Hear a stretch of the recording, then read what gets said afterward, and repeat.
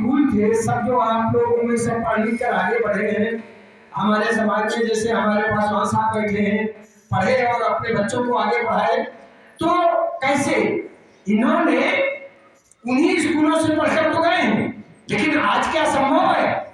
आप बैठे रहिए उन स्कूलों में, कुछ पढ़ाया नहीं जाएगा, सरकार खर्च बढ़ा देगी, आपको जो है वो दे देगी, जूते बस्ते और ड्रेस सब कुछ देगी, लेकिन पढ़ाओ नहीं, खिचड़ी खाओ जाओ।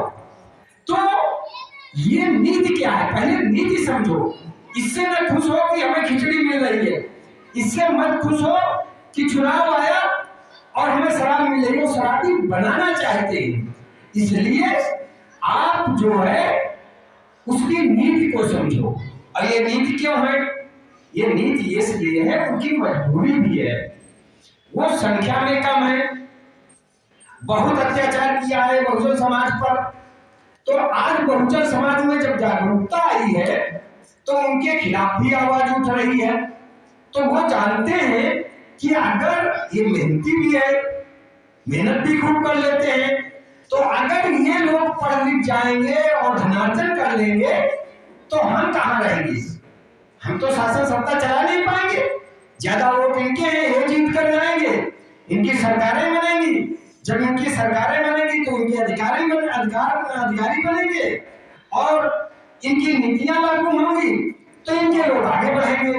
इसलिए वो हर तरह से आपको डैमेज कर रहे हैं।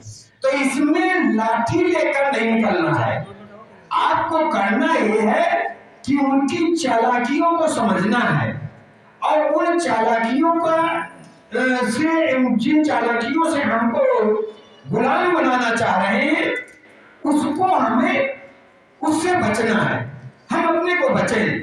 जैसे मैंने पहले कहा कि अगर हम बाबा साहब की 22 प्रतिज्ञाएं मान ले, पढ़े, अरे भाई उनको छपवा कर इतनी मीटिंगें होती हैं, 22 प्रतिज्ञाएं छपवा कर सबको बांटो।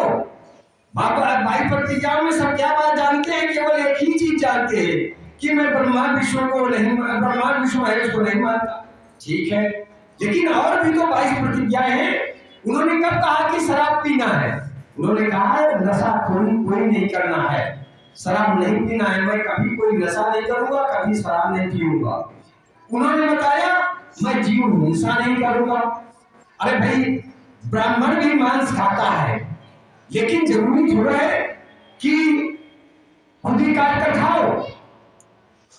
जो मतलब हम लोग अगर जैसे जो है हम लोग सुअर वगैरह काट कर इस तरह से, तो हम लोग खुद ही ऐसा काम करते हैं कि लोग घृणा करने लगते हैं।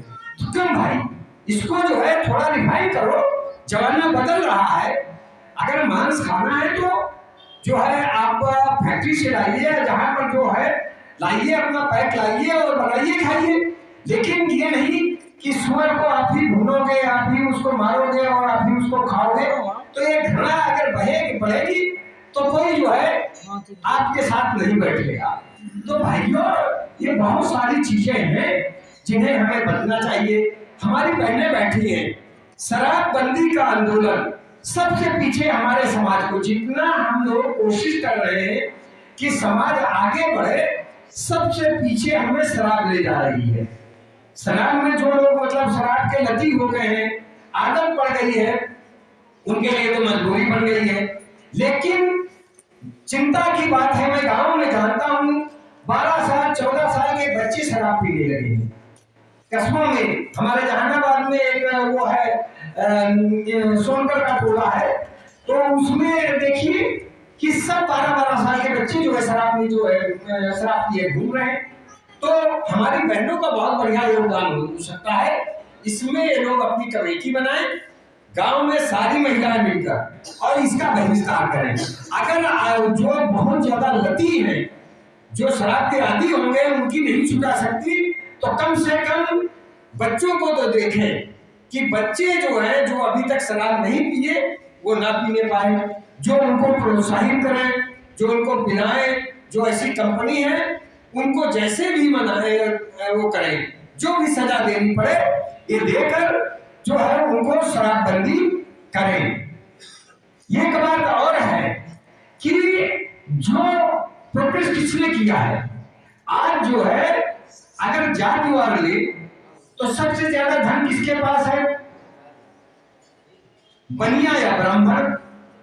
और ब्राह्मण के पीछे बनिया तो चलिए पहले से व्यापार कर रहा था, व्यापार उसका बढ़ता गया, प्रॉफिट बढ़ता गया, सरकार की नीतियां हैं, उसके पास धन इकट्ठा हो रहा है।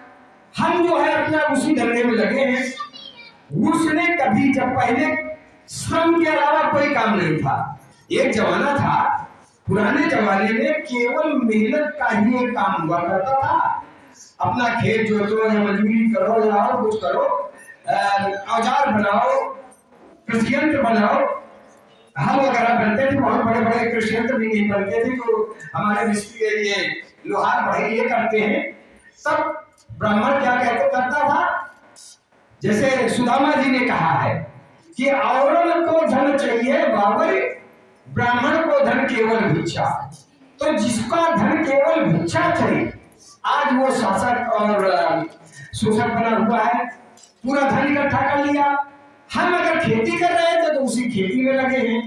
हम जो है मजदूरी करेंगे तो उस मजदूरी से में जो है 300 मिलेगा, जैसे कि अभी बताया दरोगा जी ने शायद बताया था, तो उसमें 150 की शराब की जाएगी। कैसे बच्चों को पढ़ाओगे, कैसे आगे बढ़ोगे?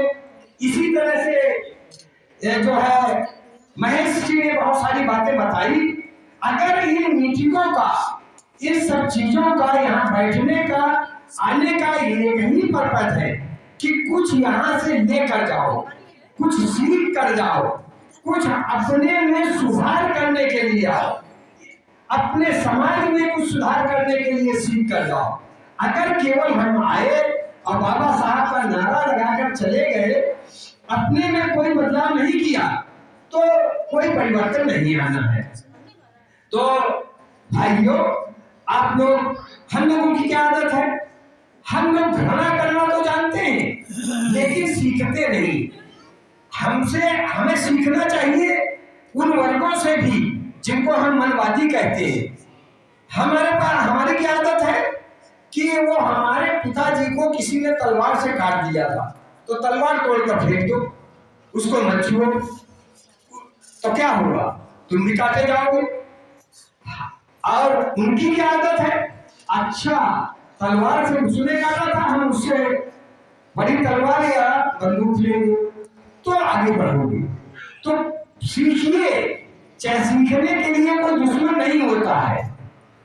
जो कंपटीशन करिए, मतलब किसी से घृणा न करिए, कंपटीशन करिए कि वो अगर कोई बढ़ रहा है, कोई बढ़ गया है या ज्यादा आगे है, तो वो कैसे बढ़ रहा है, हमें क्या करना चाहिए।